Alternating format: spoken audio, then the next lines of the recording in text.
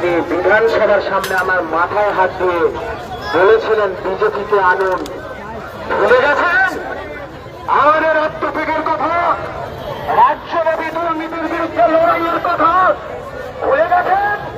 আমি সেই সুমন বিশ্বাস আপনাকে বিকাশ ভবনে নিয়ে গিয়েছিলাম। সুতরাং আপনাদের সাথে তালিকা নিয়ে শিক্ষাকর্মীদের চাকরি করাবেন, আদিবাসীদের বাঁচাবেন, কৃষিদের বাঁচাবেন, বাসগৃহের বাঁচাবেন, অপরাধের বাঁচাবেন, সাধারণ ঘরে সারাদিত্য করে মেয়েদের চাকরি বাঁচাবেন। আমরা আপনাকে চ্যালেঞ্জ করছি না, আমার মাথায় আপনার চ্যালেঞ্জ করে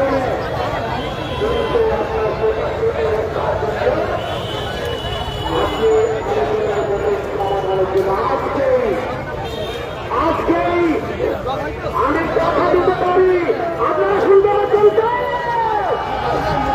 আমি কথা দিতে পারি যদি সবাই বাড়ি চলে যায় আমরা সত্যব্রতরা বেঁধে দেওয়ার জন্য আজকে এসেছি। কারণ ওই সত্যব্রতের মা আমার সামনে চোখের জল ফেলেছে। ওই সত্যব্রতকে আমাদের যিনি শিক্ষামন্ত্রী হয়েছেন দীপক বর্মন, তিনি একজন অসংবেদনশীল অমানবিক। বলছেন আপনি চাকরি পাননি, আপনি মামলা করতে যান। আমি আগেই বলেছি আপনার মতো শিক্ষামন্ত্রী উল্টোডাঙ্গার খালে একটা ক্ষেত্রে জল ফেললে 12টা-13টা ওঠে। আপনি একটা শিক্ষামন্ত্রী, আপনি আমাদের স্পর্ধা সম্পর্কে জানেন না।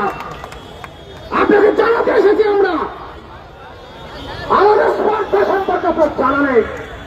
এত বড় কথা আমাদের আন্দোলনে হাত দিয়ে ছবি তুলে দিল্লি পাঠিয়েছিলেন দীপক বর্মন।